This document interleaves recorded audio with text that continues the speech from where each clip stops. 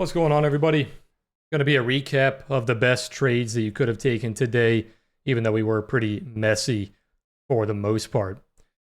Today we had a trade plan of holding below 62.90. We were looking for 76 and 56. Both of those targets were achieved. Our upper trade plan was above 313, which we didn't really hold above the entire day, so that one did not get triggered. And the targets were based on Wednesday's value. We were able to retrace the entire value area of Wednesday on that sell-off. Looking at our trade plan for NASDAQ, pretty much the same thing, holding below 900. We were going to look for Wednesday's value, going down to 854 and 732. We were not able to finish that 732 target. We did hit the 854 target, but we did create an incomplete auction and a poor low, with that low of day bouncing a little bit too early. Let's go ahead and take a look at the exact price action for today and a couple of trades you could have taken throughout the day.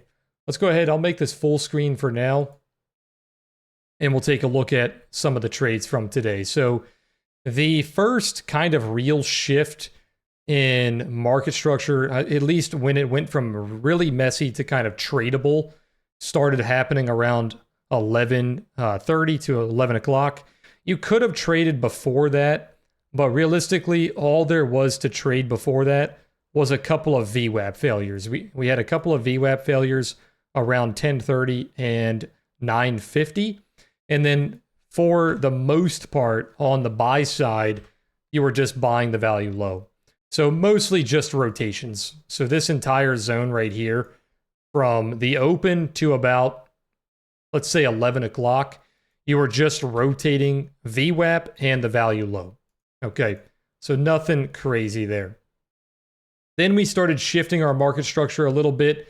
We started to lose balance from that 10:30 rotation that was finished at around 10:45. So we should have continued to go back up, right? So you're rotating downward or you're rotating upward. We did not rotate upward. It started to fail that value low, which was the first break of balance the entire day.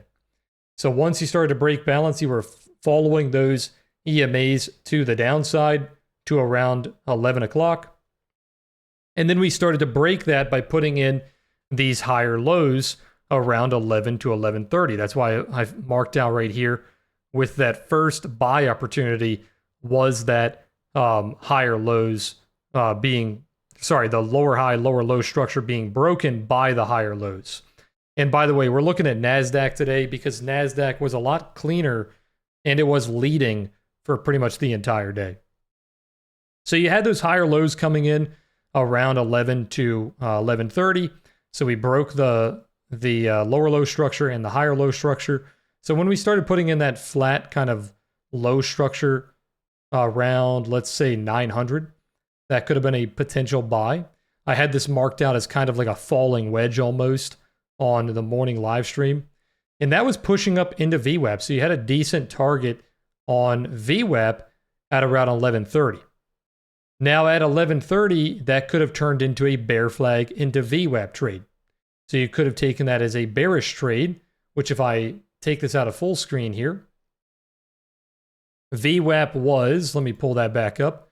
That was around 11:30. That was right here.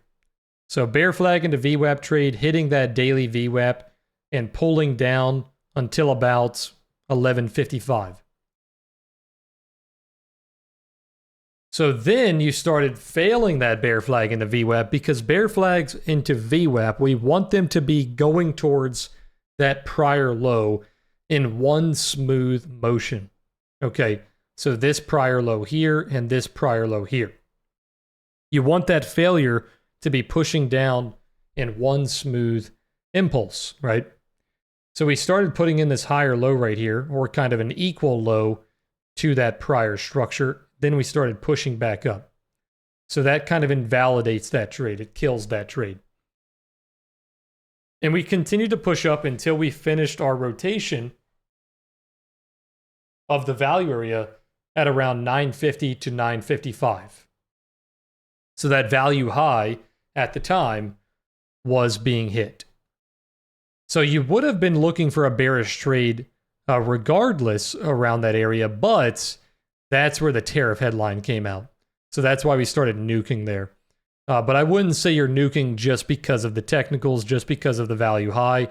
But if you were watching the value high, you should have been looking for sells there anyway. But that was the tariff headlines. So tariff headlines started to come out and then just absolutely nuked you into Wednesday's value. Okay.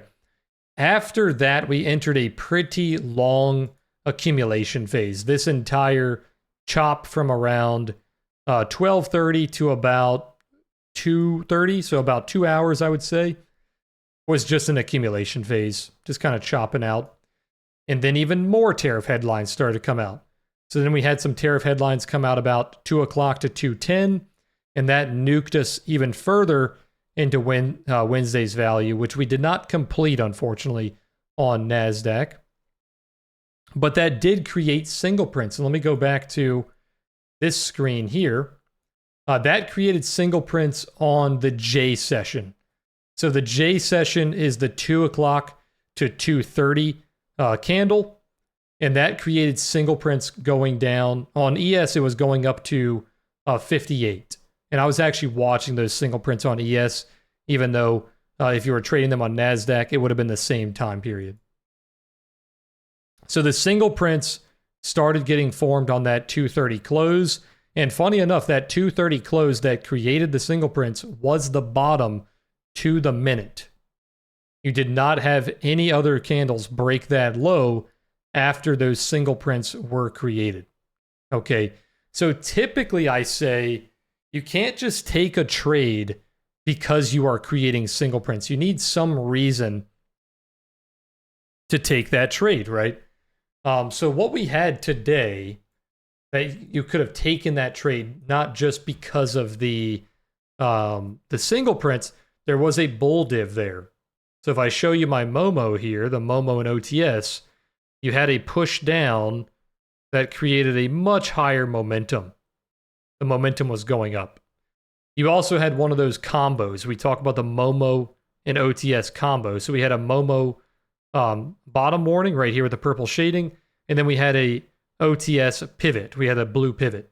Wasn't a perfect pivot. You did break through the pivot a little bit, but it did create that divergence. So you had kind of a double combo there, where you had the divergence with the Momo, and you also had the bottom warning and the pivot. So very clean there. So typically with a divergence like that, you would be targeting the trail, which is very close to where the 24 EMA would be. So your stop would be below the lows, obviously, and then targeting the trail. But we started breaking that trail quite easily. And we were looking for a pullback into 59, which was right around on this candle right here, I believe. Yeah, this area right here. And that would finish filling in the single prints. So everything above that was not just a single print fill-in. It was actually seeing some pretty strong buyer momentum. And actually, let me bring that back because that was the next trade. So the next trade we talked about around 3 o'clock, that was a bearish divergence. So we had a continuation of that move up. We continued to push up, but we started putting in a lower high on the momentum. I think it was also a lower high on Delta as well, I believe. So you had a bearish divergence at around 3 o'clock. So once you started to sell off and you showed some sell pressure there, that was kind of confirming the bearish divergence around like 302. So stop loss above the high and then targeting prior lows, targeting the trail, whatever you want to target there. So it's kind of a bull div into a bear div, back to back. And I believe that was the last major trade of the day. Everything after that was kind of just chopping out inside of a POC node. So pretty much the rest of the day, this whole chop right here was all just a do not care zone, chopping around that POC. As we can see down here, you can see the market profile POC, the TPO POC, would be around that 67. You can see where we just hung out there for the entire afternoon.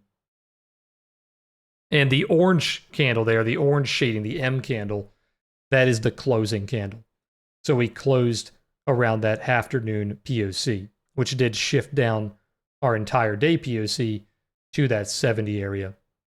So when you are chopping around a node like that, when you're trying to shift the POC, you need to be very careful taking directional trades because they can be 50-50 kind of coin flip trades. Okay. So today, for the most part, was VWAP trades. You had a couple of bear flags into VWAP on the start of the day, mostly on NASDAQ.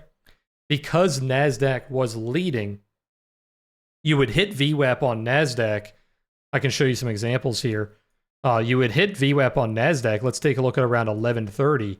But you would not hit it on ES because NASDAQ was leading. So you had a couple of VWAP trades, and then after that, for the most part, it was just Momo and OTS, like bullish divergence, bearish divergence, and some single print trades as well. But all right, guys, that is it for today. Hopefully you enjoyed the recap. Hit that like button. Be sure to subscribe. I'll see you guys in the next one. Peace.